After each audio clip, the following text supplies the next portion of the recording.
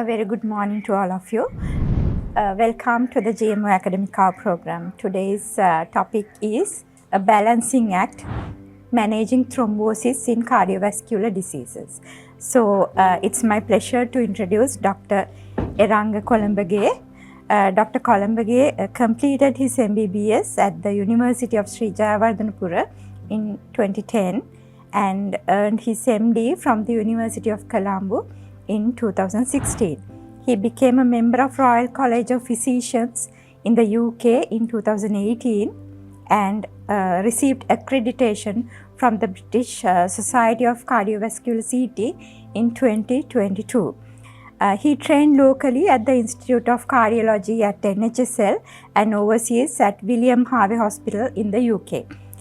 Currently, Dr. Colombage is a consultant cardiologist attached to District General Hospital, Horana.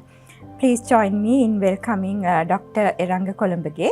And if you have any questions to ask from Dr. Eranga, please send them through the chat box. We'll attend to those questions at the end of the lecture. Over to you, Dr. Eranga. Thank you very much, Dr. Charuni, for the kind words of introduction. First and foremost, I would like to thank the GMOA and the academic committee for inviting me to give this lecture, and also to congratulate the GMOA on continuing this program, it was a long felt need. So it's a job well done, and hope you can continue it until the foreseeable future, so that it's a extremely important CME activity for all our colleagues. Right. My topic today is managing thrombosis in cardiovascular disease. I've called it a balancing act. My objective today is to promote timely, effective and safe prescribing of antithrombotic agents, of course in patients with cardiovascular disease. And I also hope to correct some of the misunderstandings about what we should be doing in patients who are on antithrombotic agents, and hopefully try to correct our mistakes as we go along. Now, as cardiologists, what are we most afraid of? What keeps us awake at night? What are the monsters under our bed? One is clotting, and the other one, paradoxically, is actually not clotting. We are equally afraid of both. Why? We know that there is a very fine balance between clotting and bleeding inside the body. Our bodies are always exposed to trauma, microtrauma intravascularly as well as extravascularly inside the body. So these trauma will cause microbleeds, which need to be addressed then and there, and there is a complex system of clotting that comes into effect once there is microtrauma and microbleeding. And once the clot has done its job, you need to get rid of the clot so that normal laminar flow will ensue. So that is where the fibrinolytic mechanism comes in. So now there is a fine balance between these two processes. If there is any anatomical, physiological or even biochemical change inside the body, can derange this, can disturb this balance and tip the balance towards one end or the other. Now, why do we need to worry about thrombosis? We know thrombosis is a cause of significant mortality and morbidity worldwide. It can cause myocardial infarctions, strokes, ischemic strokes, deep venous thrombosis, as well as pulmonary embolism, certain pregnancy complications, and sometimes left ventricular intracardiac thrombi, left ventricular thrombus in the setting of heart attacks and MIs and heart failure. It can cause peripheral atherosclerotic arterial disease. And two of the most dreaded complications, these are the complications that we do not want to see: stent thrombosis, especially in the acute or hyperacute setting, or prosthetic valve thrombosis. Both of these conditions can have devastating consequences with significant morbidity and mortality. Why do we need to worry about bleeding on the other hand? Now, it is logical that bleeding is a potential side effect of all the antithrombotic agents that we use in our clinical practice. That is one reason why we are worried about the risk of bleeding. And the other is, if our patient is having bleeding due to any other cause, not related to any of our medications that we have prescribed, it will seriously hamper our ability to use some of the essential cardiac medications. I'll give you a few examples to illustrate my point. Now, if the patient has a history of intracranial hemorrhage, it's an absolute contraindication to fibrinolysis, and that is for life. Even if the patient has a massive anterior heart attack, anterior MI, cardiogenic shock, arrhythmias, unstable patient, you cannot still thrombolyze the patient because the patient has earlier had a significant life-threatening bleed. On the other end of the extreme, you have, if the patient has peptic ulcer with ongoing bleeding, it may be a contraindication for even a simple antiplatelet agent like aspirin. So therefore, we are a little worried about bleeding. The overview of my talk today, I will be discussing the clotting mechanism in brief and the pharmacology of anti-clotting agents and when to give the anti-clotting agents, what are the indications for anti-clotting agents, some of them, I am not going to describe all of them, and when to use combination therapy. That is quite important. More and more we see patients having indications for combination therapy, and of course we need to know the limitations of our treatment strategies as well. When to give, when not to give, and when to stop these agents is also an important point for us to know and use in our clinical practice. Right, to recap our knowledge and to summarize the process of bleeding and clotting. When there is hemorrhage, the first response, it's not recorded in this, not depicted in this diagram. First response is called the vascular response, the vascular phase. And then we have the platelet activation where circulating platelets become activated and take part in forming the soft platelet clot. At the same time, the complex clotting cascade is activated, leading to the formation of fibrin.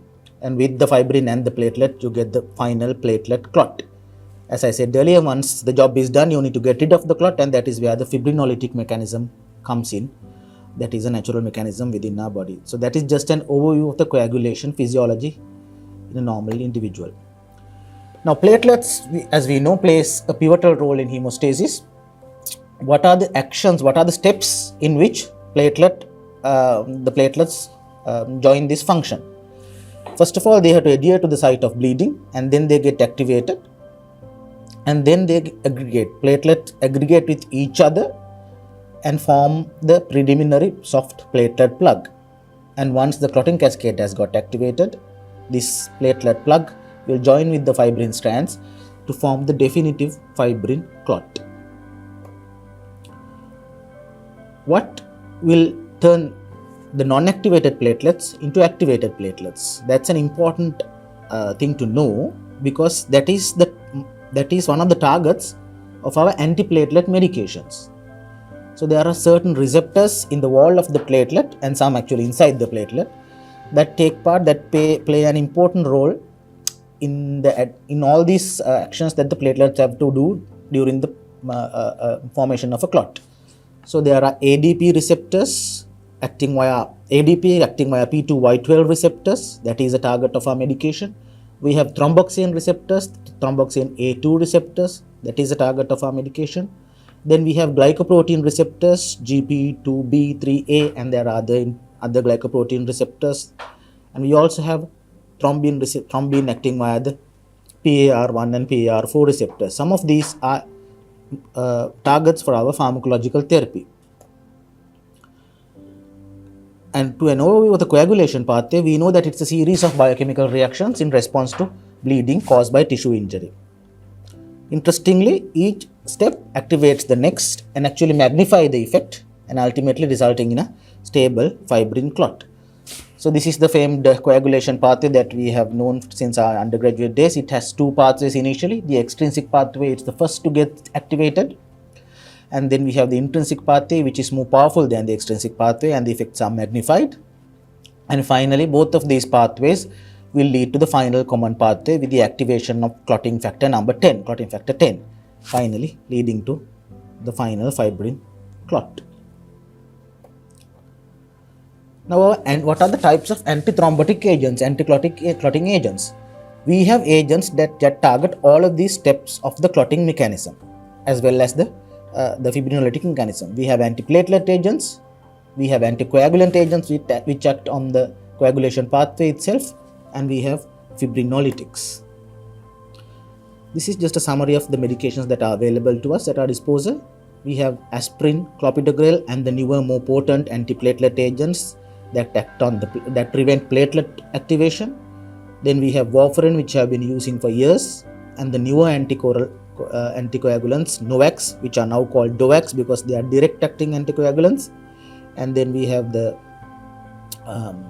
intravenous and subcutaneous form, the parenteral forms of anticoagulant medications. And we have the fibrinolytic agents. Most important one out of those two as far as cardiovascular medicine is concerned is the tissue plasminogen activators, streptokinase, alteplase, retiplase, tenecteplase is widely used now in Sri Lanka. I'm not going to talk about the fibrinolytics today because that is beyond the scope of my lecture today. That is for specialized medicine in hospital, emergency, life-threatening medication. So I'll be talking about the platelet medication, antiplatelet medication, and anticoagulant medications today. Right, so we got an introduction to the receptors involved in the activation of the antiplatelet, of the activation of the platelet activity. So we have agents acting on some of these receptors. We have aspirin, which has an indirect effect on the thromboxane A2 receptors, preventing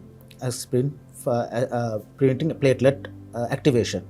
We have P2Y12 antagonists that act on the ADP P2Y12 receptor complex.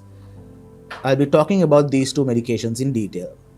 Then we have intravenous forms, glycoprotein 2B3A receptor antagonists, which are used commonly inside the cath lab when we have patients with significant intracoronary thrombosis, but not commonly used in general practice or as outpatient basis. Not used. And we have agents that act on receptors or chemical compounds within the platelet itself, dipyridamole and silestazole, but they are not very commonly used in cardiovascular disease. I will not be touching on those either. And the newest kid on the block is Vorexapa, which is a PAR1 receptor antagonist, where thrombin acts. Thrombin is internalized by PAR receptor. So that is a newer agent that is available. Right. A little introduction to the pharmacology and pharmacodynamics of this medication. Aspirin is the most widely used drug worldwide. It was actually described in its precursor form about more than 2 centuries ago, in 1700s, but its use dates back to more than 3,500 years. It has been used for its medicinal properties for 4 millennia in the early stages of civilization. How does it act?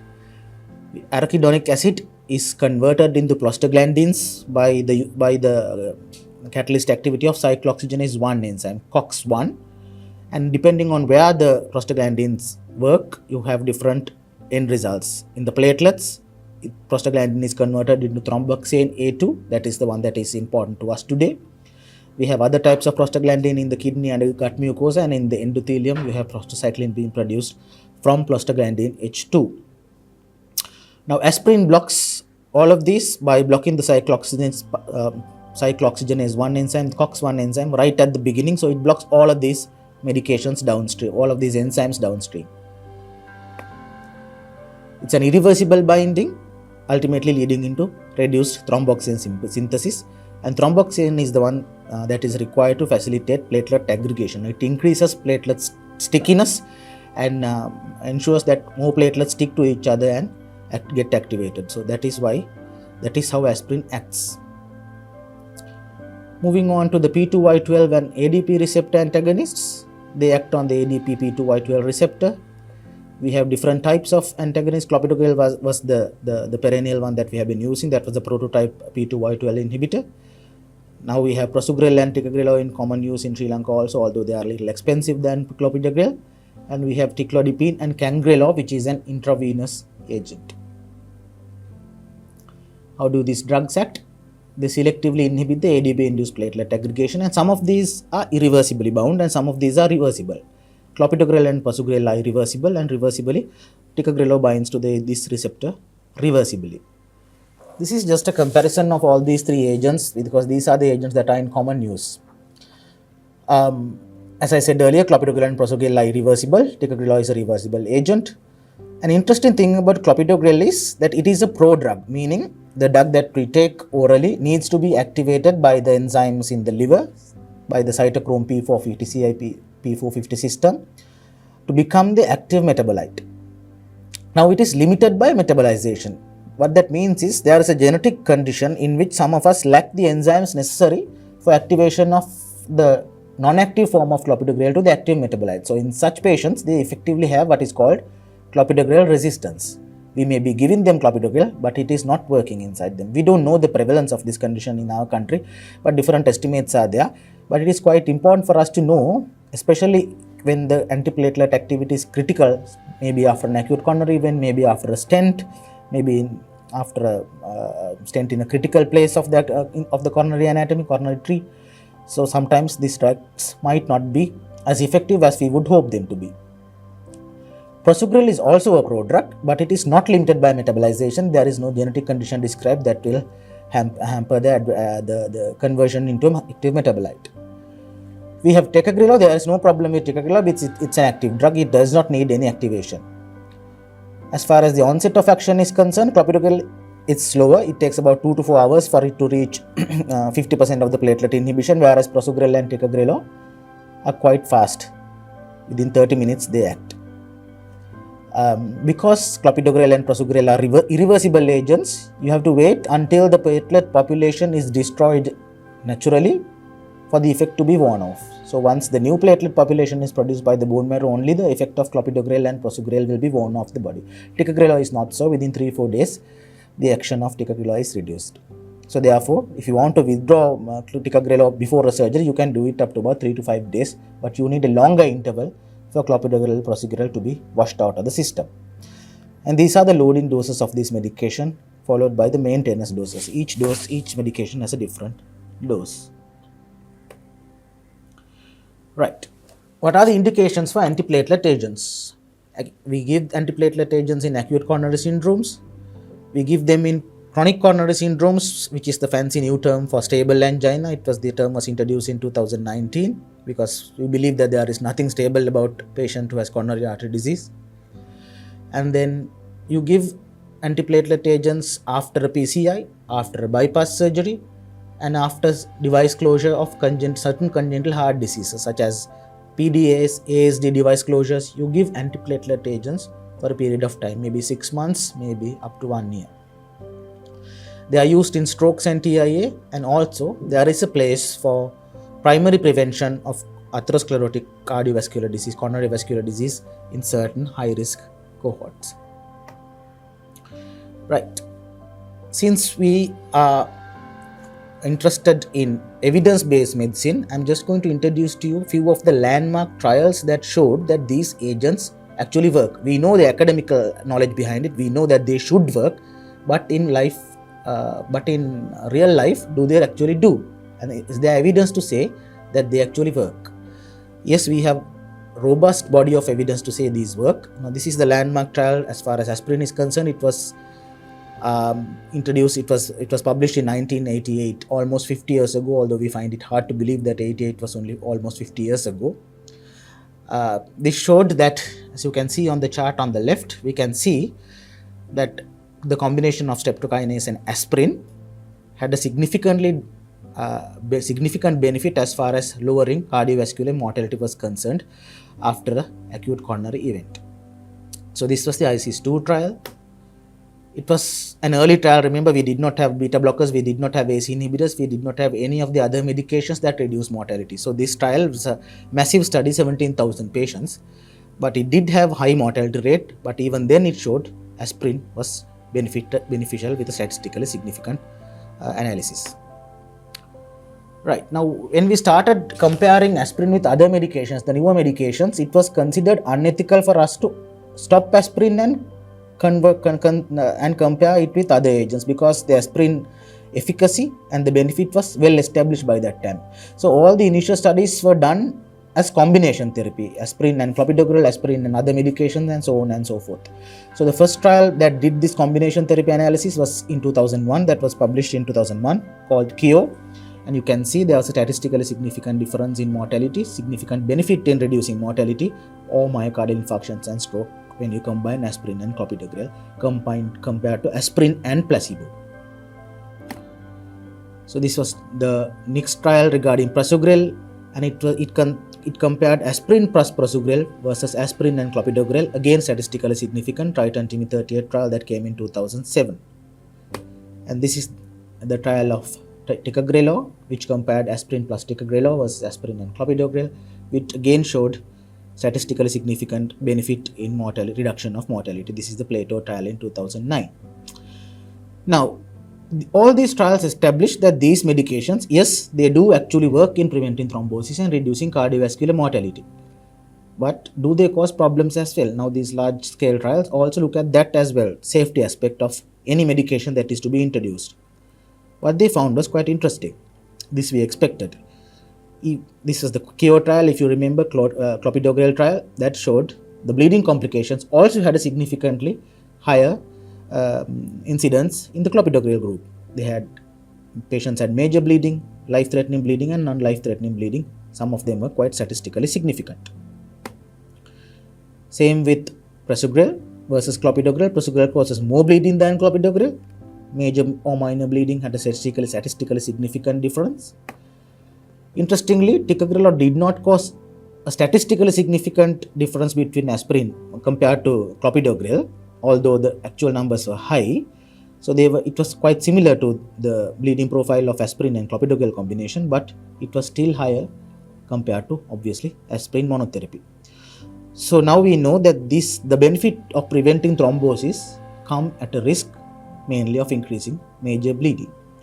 How are we going to convert all this academic knowledge into our day-to-day clinical practice? When the patient is seated in front of you, what are you going to do?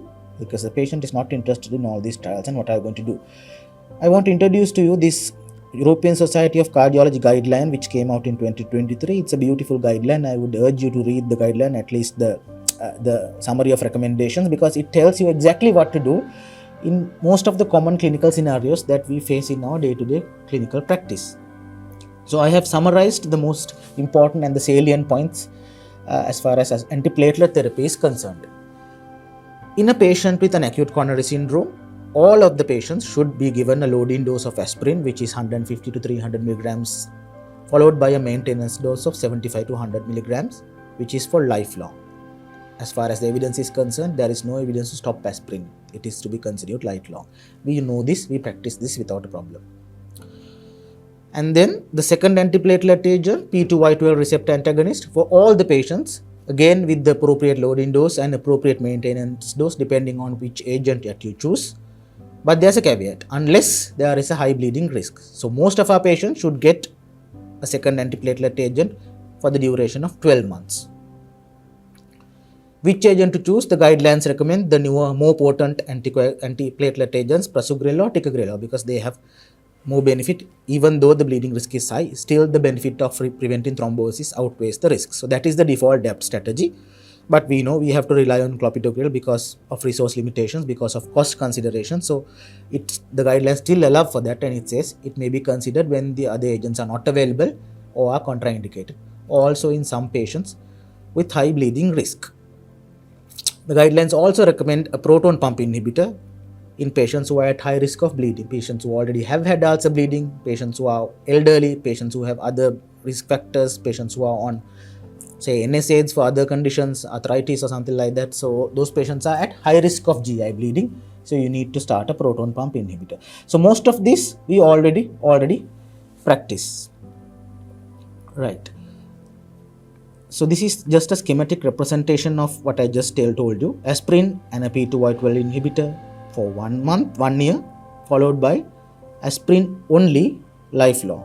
So this is where some of us go wrong, because we see quite a number of our patients who've had acute coronary syndromes maybe 5, 6, 7 years ago, still on dual antiplatelet therapy. The drugs have not been modified and they are on dual antiplatelet without an indication. They may have been in their 60s when they had the heart attack. Now they are in their 70s. The bleeding risk is high. They are diabetics. CKD may have set in. So that also increases the bleeding risk. But the patients are still on dual antiplatelet therapy. This is quite common for us to see. We see this in medical clinics, OPDs, in cardiology clinic, both in the tertiary care hospitals as well as in the periphery. So that is a problem that is easily corrected if you just take one moment to think about what we are going to do about the patient. Right, we said there's a caveat. If the patient is at high bleeding risk, we may need to alter our antiplatelet regime. Now, who is the patient that is at high bleeding risk? How are we going to decide which patient is at high bleeding risk. Is there an objective way of quantifying the bleeding risk? As evidence-based medicine tells us, we need to be able to do that. Yes, there are multiple risk scoring tools that have been developed and validated. What the latest guidelines, the 2023 guidelines recommend is this: Academic Research Consortium High Bleeding Risk Criteria, also known as the ARC-HBR criteria. It's quite simple. It's available on the phone. You can do it anywhere. It has a major and minor criteria component. The major criteria are as expected: severe CKD, severe liver disease, patients who have chronic bleeding, patients who've had bleeding needing blood transfusion or life-threatening bleeds, active malignancies, previous bleeds that are significant, say something like an intracranial bleed. So those are considered major high bleeding risk criteria. Then we have minor criteria: advanced age, moderate CKD, some bleeding that did not need hospitalization or transfusion, so on and so forth. So according to this, if your patient has one major risk factor and two major criteria, that particular patient is considered a high HBR patient who is at risk of high bleeding risk. In such patients, there are alternative antiplatelet regimens that are recommended. In high bleeding patients, you can consider stopping one of the agents after 1 month. You give them for both agents for 1 month and then you can stop one of them.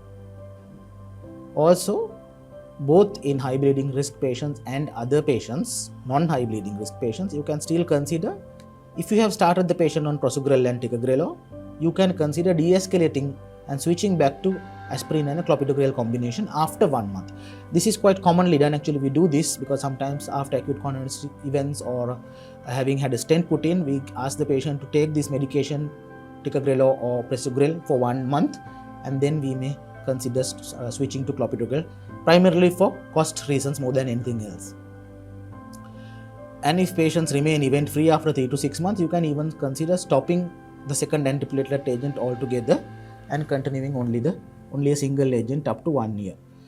I know it's a little complicated, but this is not the default strategy. The default strategy is the one that I explained earlier, and most of our patients will qualify that particular treatment strategy.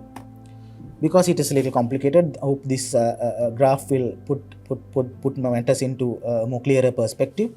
In patients with high bleeding risk, you give 1 month of dual antiplatelet therapy and continue single antiplatelet therapy up to 1 year. In other patients, you can consider 3 months or 6 months depending on individual risk factors. Or you can consider de-escalating them from prasugrel or ticagrelor to a combination of aspirin and clopidogrel after 1 month. One important point to remember, a critical point: do not de-escalate antiplatelet therapy within 30 days of an acute coronary syndrome, within 1 month. And if you are not sure, do seek advice from your seniors or more experienced practitioners. Why 30 days? This is the reason we say 30 days are very important.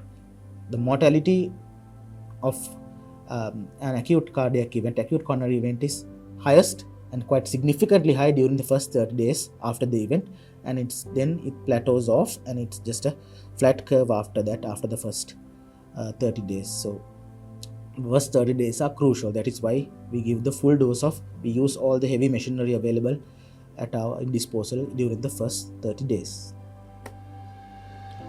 Now, we talked about patients who may need a shorter duration of dual antiplatelet therapy. There is also a cohort of patients who may need prolonged dual antiplatelet therapy. Who are those patients? There may be a cohort of patients who have high ischemic risk and a low bleeding risk. In such patients, you can consider giving dual antiplatelet therapy for a longer duration, up to 3 years, because that is what the research evidence tells us. How do we decide the high ischemic risk? Now, this is predominantly a coronary decided by the coronary anatomy and what we find in the coronary angiogram after going through the images and after what we have done to the coronary arteries. Depending on how many stents we've had to put in, the length of the stents and the location of the stents, we may decide that a patient is having a high ischemic risk compared to low bleeding risk. In such patients, you can give prolonged antiplatelet. But again, I need to state that this is not the default strategy. Most of our patients will only need 1 year of dual antiplatelet therapy. Right. That's it regarding antiplatelet therapy in acute coronary syndromes. What about patients with stable angina? Now the guidelines are not 100% agreeing on either sides of the Atlantic. Some of the European guidelines are a little different compared to the American Heart Association guidelines. I have combined both of them and given a practically useful recommendation, which we already do. We give low dose aspirin for all of our patients, which is recommended in all of our patients with stable angina, and there is no benefit of adding a second agent. We do not add clopidogrel, and definitely we do not add newer antiplatelet agents, either besugrel or ticagrelor, because there is no benefit evidence to suggest that there is benefit. But clopidogrel can be recommended as an alternative in patients with aspirin intolerance as a single agent. No place for dual antiplatelet therapy and no place for more potent antiplatelet agents in patients who never had an acute coronary event. Can we use aspirin in primary prevention? Now, this was a question that has been asked many times by many researchers. Aspirin has many other uses apart from acute coronary syndrome. It's used in certain inflammatory conditions. It's used in rheumatic fever. It's used in prevention of some GI problems. So there have been multiple studies looking at the possibility of using aspirin as primary prevention. So what this meta-analysis has looked at some of these studies, and it was published in 2006. I have selected this because it's a beautiful study. What it showed was, it did show that there is a benefit of giving aspirin in prevention acute coronary events in patients who have never had them. So it's primary prevention. But it also caused a more significant major bleeding risk compared to this. Okay, so there are only one or two, actually there's only one study that showed us quite a significant difference, and that was a small study, only about 3,000 patients compared to some studies which had 40,000 patients. But the bleeding risk was quite high. So now again we have to weigh the pros and cons, think of our scale, how to balance the bleeding and thrombosis risks. Therefore, what the guidelines tell is, antiplatelet is not recommended in low or moderate risk individuals for prevention of cardiovascular disease if they have never had disease, because of the risk of major bleeding. However, if your patient has diabetes and at high risk of a cardiovascular event, you can still consider low dose aspirin, 75 milligrams or 100 milligrams of aspirin, depending on the patient's clinical profile, and that is an individualized decision. That is where the art of medicine comes in, where we need to seriously think about the costs, the risks and the benefits of giving aspirin. Right. That brings me to the end of the antiplatelet segment of my lecture. We'll move on to the antiplatelets. There are different types. We all know warfarin. It has been an old friend of ours. We have been using this for ages now. It's a vitamin K antagonist, and we have the newer direct oral anticoagulant medications. How does warfarin act? Just to recap our knowledge, we know that it's a vitamin K dependent clotting factors that are inhibited by warfarin. These clotting factors need activation by gamma carboxylation, and vitamin K is an integral part of that reaction. The relevant and the clotting factors are 2, 7, 9 and 10. Interestingly, apart from the clotting factors, warfarin also blocks two anticoagulant proteins.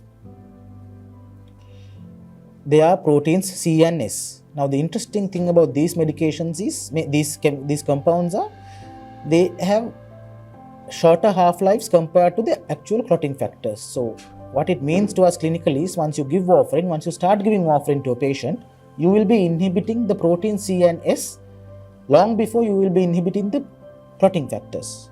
So although you want to prevent clotting, initially you are promoting a hypercoagulable state where clotting may be increased. So that is the reason why we need to bridge new patients. We are starting on warfarin with a parenteral agent, commonly enoxaparin or heparin, to prevent a hypercoagulable state causing problems.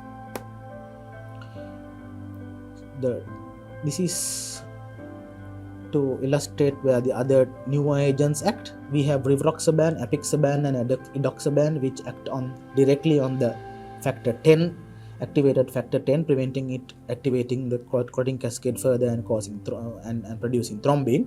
And dabigatran is the other commonly used one, widely used agent, which acts directly on thrombin. So these are the other agents that I will be talking about in a little while. Right.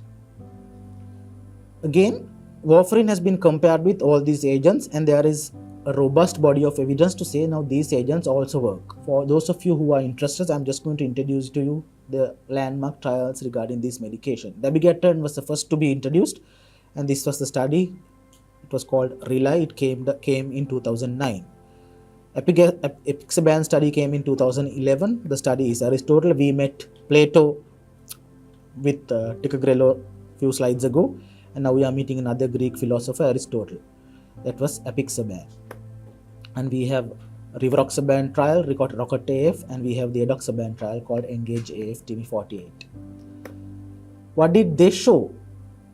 As far as dabigatran is concerned, the risks of thrombosis were similar compared to warfarin, but had lower rates of major hemorrhage.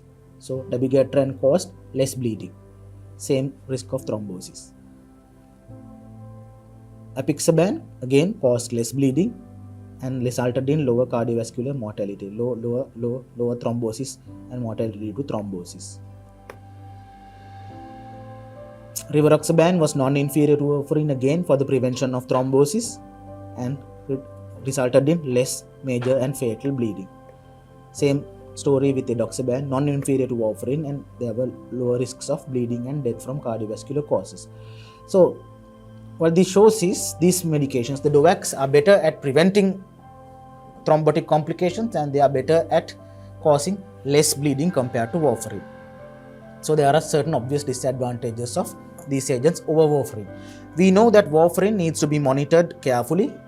Warfarin acts predominantly on the extrinsic pathway, so the way to monitor the extrinsic pathway is by monitoring the PT-INR value.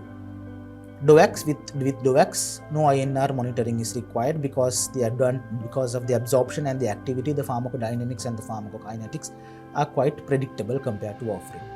As I said earlier, there is no bridging required for DOACs because they do not act on any other compounds apart from their intended targets. So therefore, they are easier to manage around surgical procedures.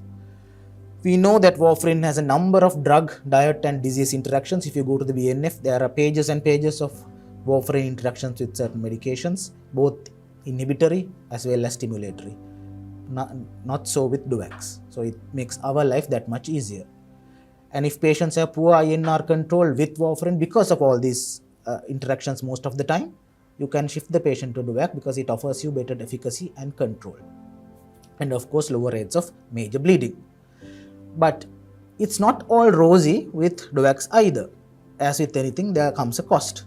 One of the major problems that we face in our clinical setting, in our resource poor setting, is of course the higher cost, and it is not available in the government sector. None of these agents are available in the government sector on a regular basis, and these are not medications that you can give for 1 month and then stop. So we have to most of the time rely on warfarin.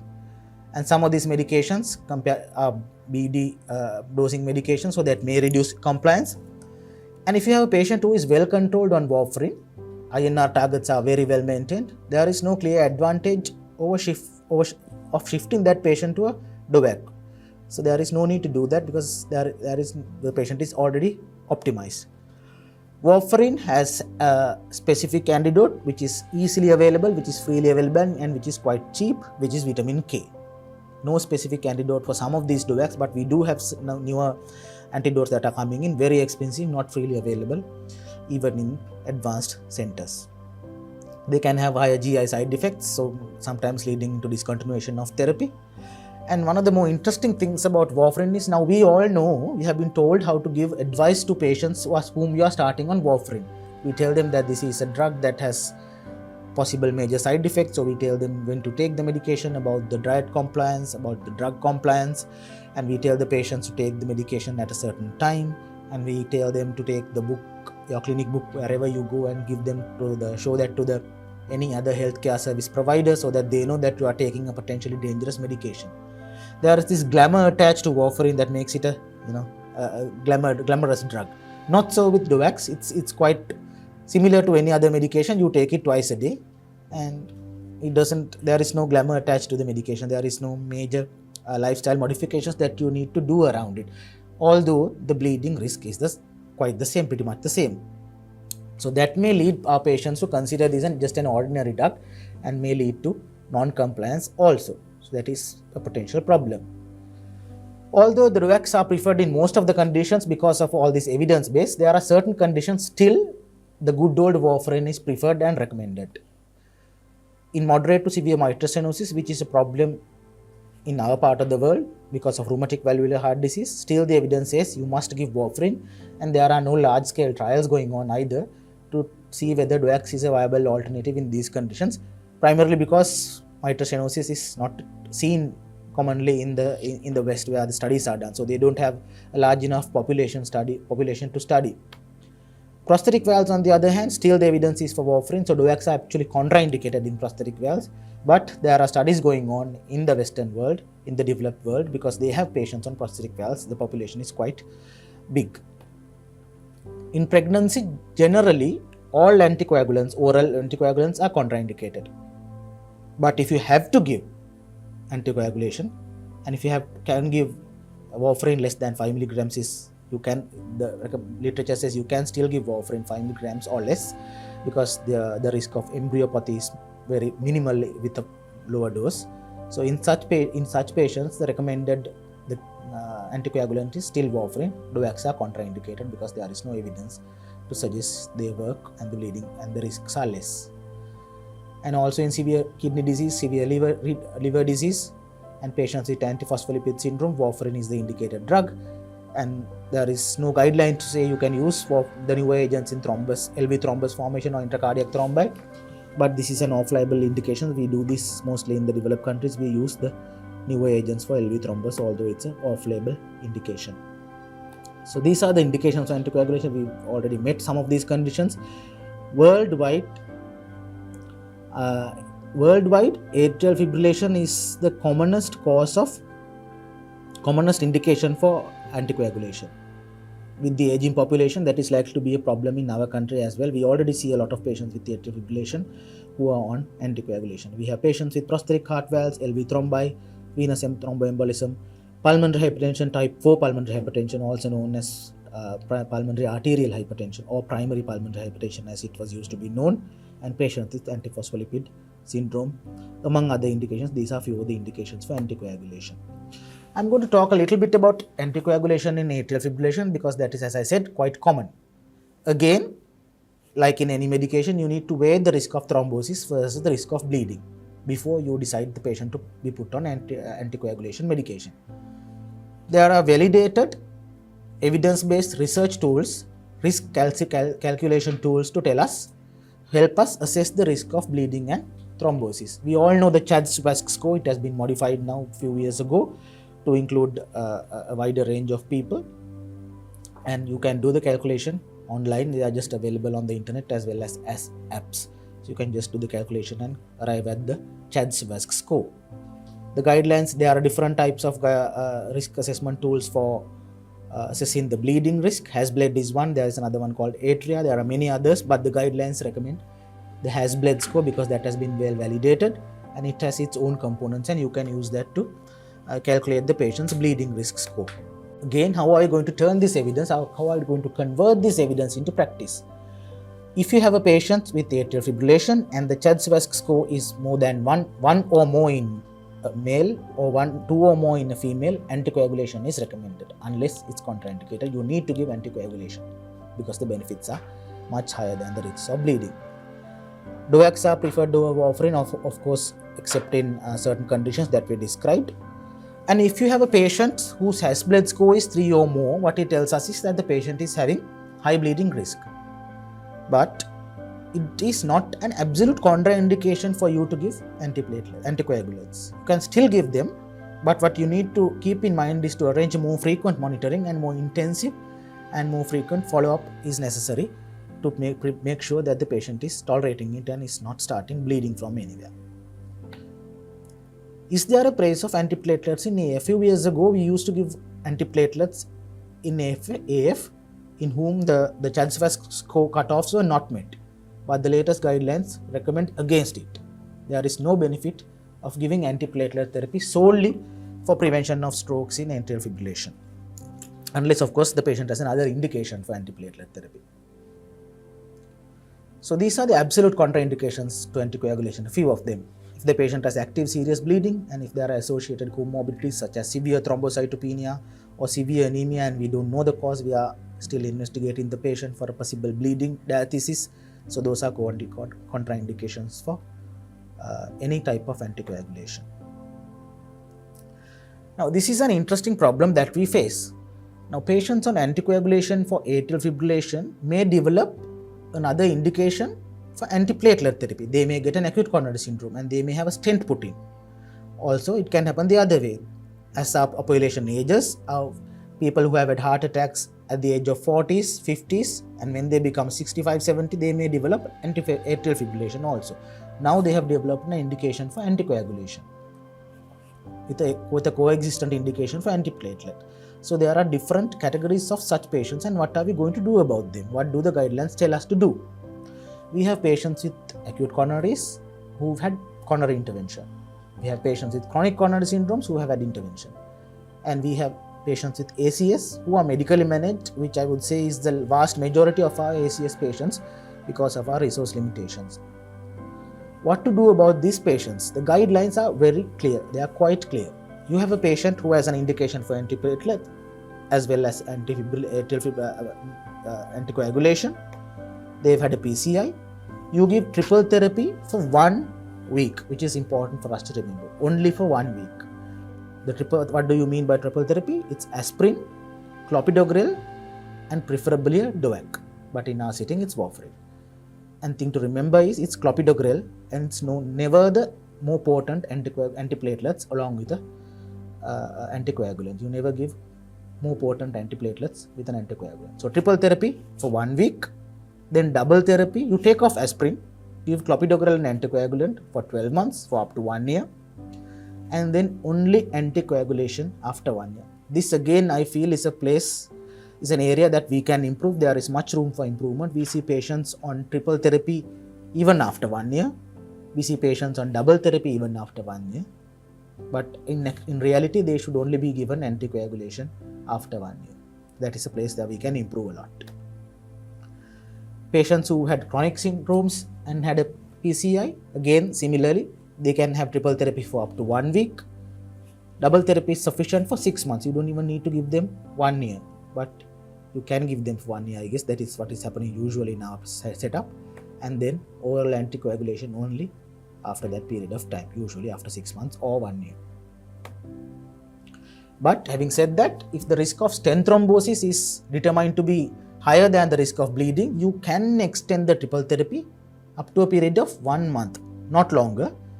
You can extend the therapy up to 1 month depending on what you found when you assess the coronary anatomy and where you put the stents and so on and so forth.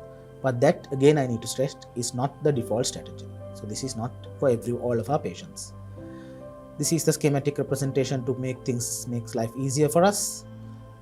You give triple therapy for up to 1 week and then continue dual antiplatelet therapy for 6 months or 1 year depending on the indication, and then only oral anticoagulant monotherapy beyond the first year. If the patient has higher risk of stent thrombosis, there is a ischemic risk which is higher than the bleeding risk, you can extend the triple therapy for 1 month, and then it's pretty much the same story. It's plain sailing from there onwards. Right. The guidelines are not very clear regarding medically managed ACS, I think primarily because this cohort is not so big in the Western world where these studies are carried out, because most of their patients end up getting a coronary intervention, unlike our patients. All the acute coronary syndrome patients are generally offered a coronary intervention. So therefore, the guidelines are not very robust in recommending treatment, but what they generally say is double therapy is enough for up to 6 months after the acute management. So anticoagulation can be continued after that. After 6 months, you can only give anticoagulation because the bleeding risk is considered less in these patients. Thrombotic risk rather is considered less in these patients because they do not have any hardware inside their coronaries. Right. What are the strategies that we can do to prevent the bleeding risk, reduce the bleeding risk while the patients are on combination treatment? One thing is to adjust our INR targets. Now we know most of our patients, the INR target is 2 to 3. And in certain individuals, it's even higher if the patient has a prosthetic heart valve or patients who've had thrombotic events while on warfarin, we might increase the risk to increase the target INR to even 3.5 or even 4, depending on the type of valve. But generally, in these patients who are on combination therapy, your target INR, you want to keep it at a lower level, 2 to 2.5. And also, if you are giving DOACs, there are lower doses of certain DOACs. Dabigatran, the usual dose is 160, you can give 110 in these individuals. Rivaroxaban, the usual recommended dose is 20, you can give 15 milligrams. These are guideline recommended doses to reduce the risk of bleeding. Now, there is an interesting question that arises. This is the final segment of my lecture actually. We have patients who have bleeding or who have high INR while the patients are on warfarin. This is a common scenario that we face in our practice. What to do? What to do will depend on what is actually happening with the patient. If the patient has bleeding, the management is different. If the patient has no bleeding, it's a different strategy altogether. Depending on the type of bleeding, our management strategy will differ. And if the patient has no bleeding, depending on how high the INR value, whether it's mildly elevated, moderately elevated, or very high, the management strategy will be different. Now, if you have a patient who is bleeding while on warfarin, regardless of the INR value, if the patient is having only minor bleeding, you may just withhold the warfarin and monitor until the bleeding stops and restart warfarin at a lower dose. If the patient has major bleeding, you withhold warfarin and consider giving vitamin K as an oral or IV preparation. And if the bleeding risk, you consider that the patient is at higher risk of bleeding, which can progress now to a life-threatening bleeding, you can consider giving FFP intravenously, of course, and PCC is prothrombin complex concentrate, which is not freely available in the country. So FFP is the one that is available. This is the one that we can use to reverse major bleeding in these patients. If, of course, the patient has life-threatening bleeding, there is no question, you stop warfarin and the patient will now need FFP and vitamin K intravenous preparations to stop the bleeding. And in the patient who is not bleeding, if the INR is only mildly elevated, you can just reduce the warfarin and continue. You don't need to even miss doses. You don't need to stop doses of warfarin. You can come down on the dose and continue and monitor the INR. If it is mildly or moderately elevated, up to about 9 or 10, depending on which guideline you prefer, you can stop 1 or 2 doses of warfarin and then restart once the INR target is achieved. You can restart at a lower dose. You can consider giving oral vitamin K if you think it is necessary. If the INR is very high but no bleeding, you can consider giving oral vitamin K, of course, after stopping the warfarin. But there is no place for FFP in the patients who are not bleeding despite their very high INR values. Right. Having said all that regarding managing patients whose INR values are high or bleeding, be very careful about patients with prosthetic heart valves, because the consequences of prosthetic heart valve thrombosis can be dire, they can be devastating. We do not want to see prosthetic heart valve thrombosis.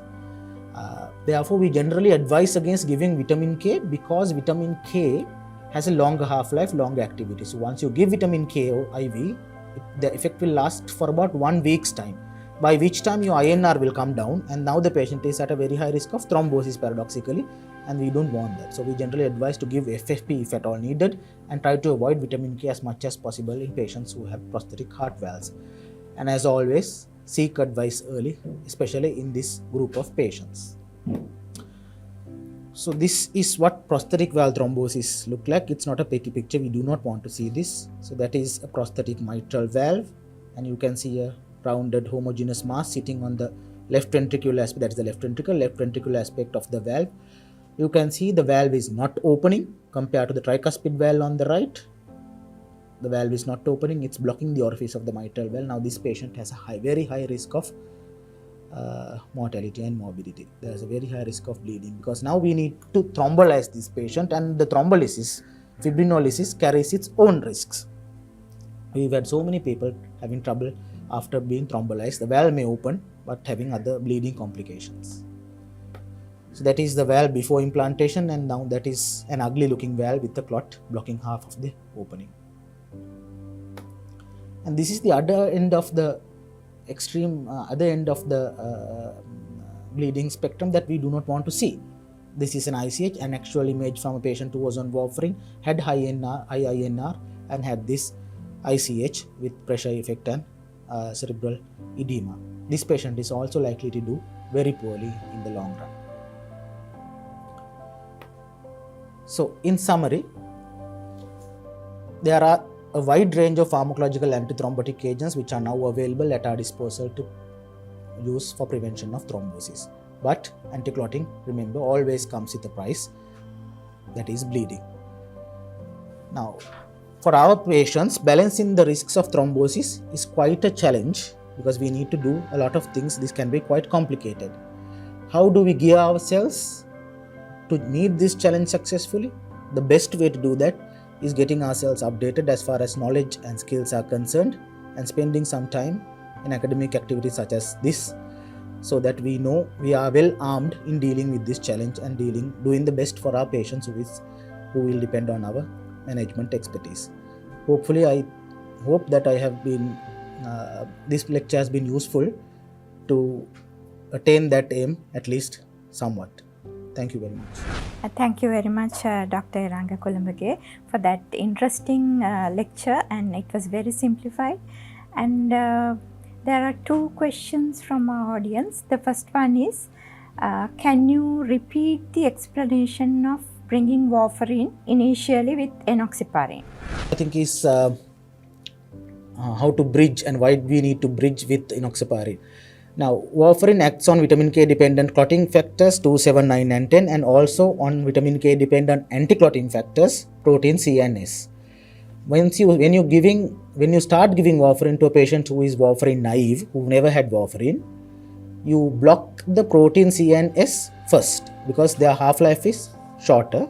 They get blocked and it takes through 2-3 days or even longer for warfarin to stop warfarin to stop the clotting factors. So therefore you will be inducing a hypercoagulable state instead of preventing clotting initially, until you start blocking the clotting factors.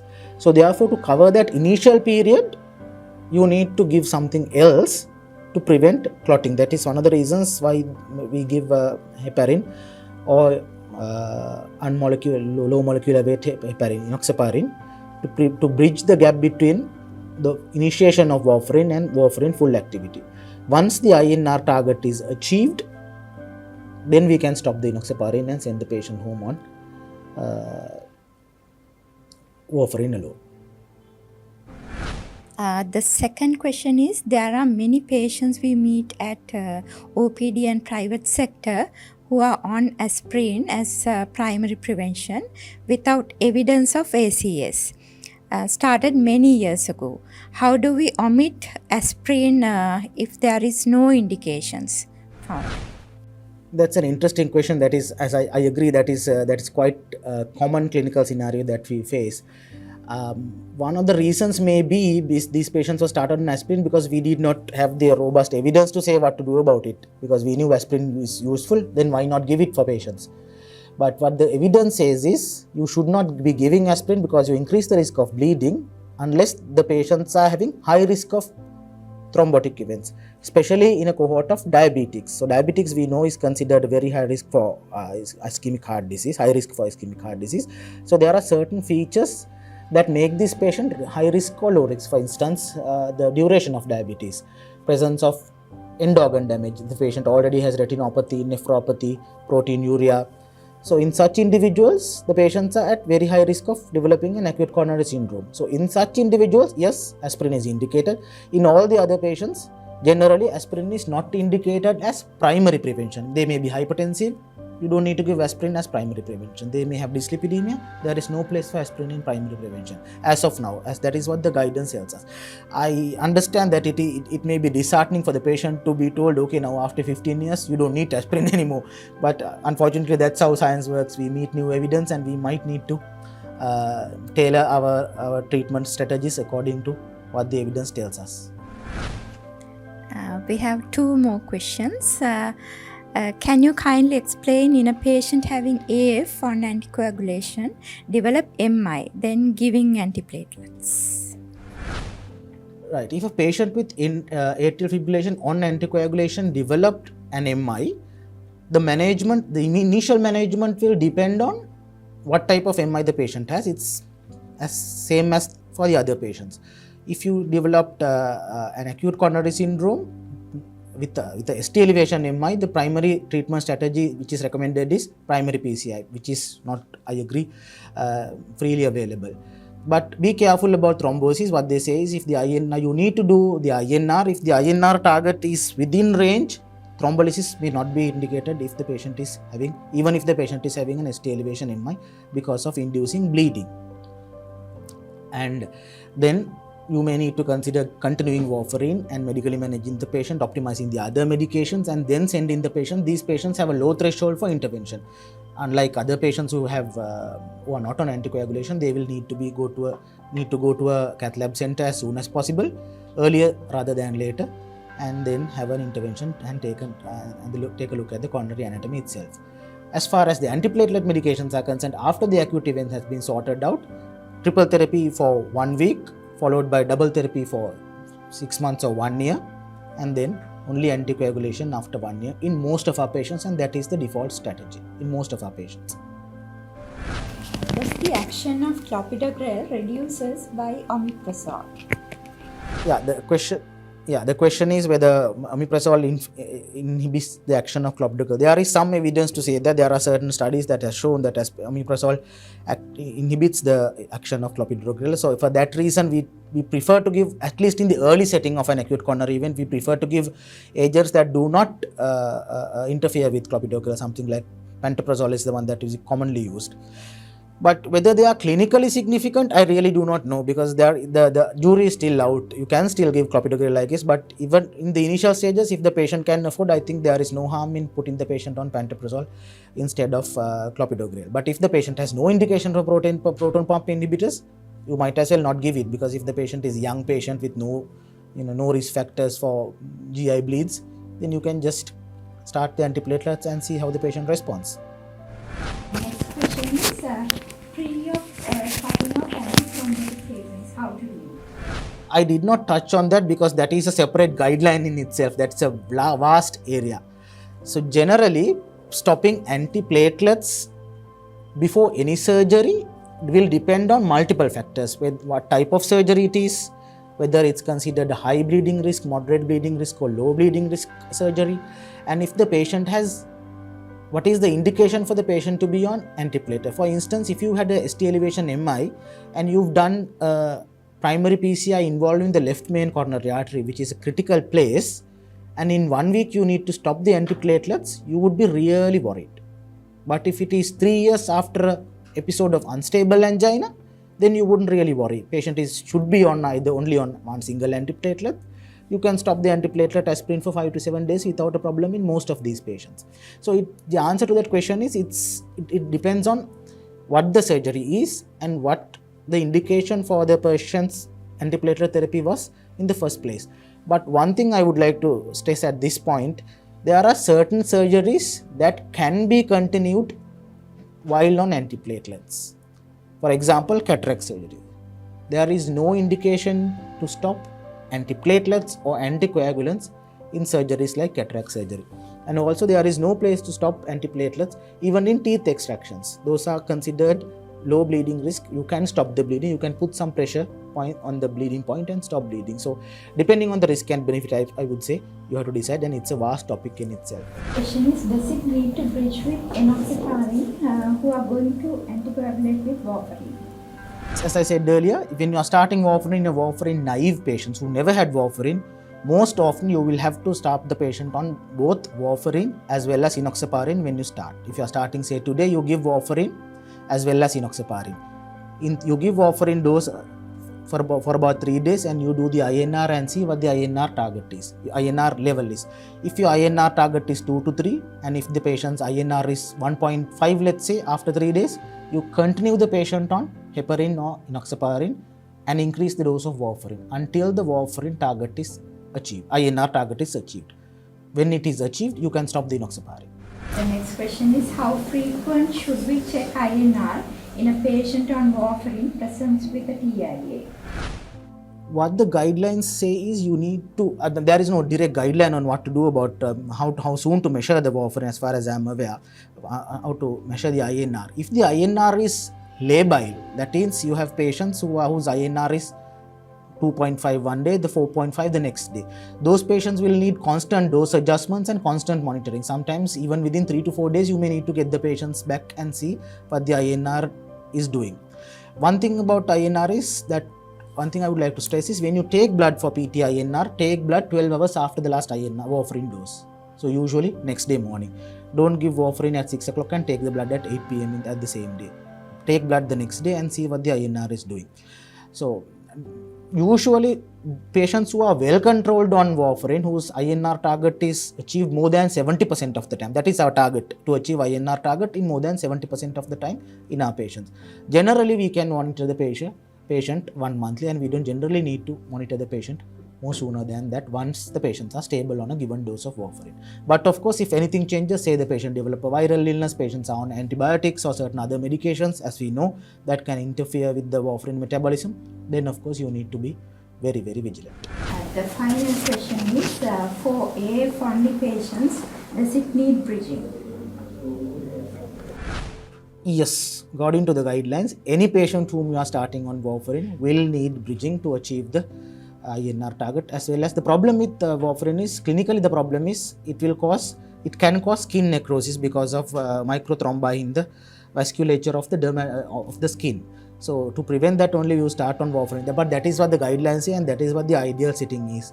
But in our settings where we are pressed for beds, in patients who are on warfarin due to AF only, we might tend to give the patients warfarin and monitor without giving the patients enoxaparin until the INR target is achieved. But I would still advise to give, maybe not until the INR target is achieved, but we can see the trend. If the INR at the beginning was 1.1 and now it is 1.3 and it is 1.7 3 days later, that it may be prudent to stop the enoxaparin and discharge the patient at that point, but not if the INR is 1.1 and 0.8 the next day.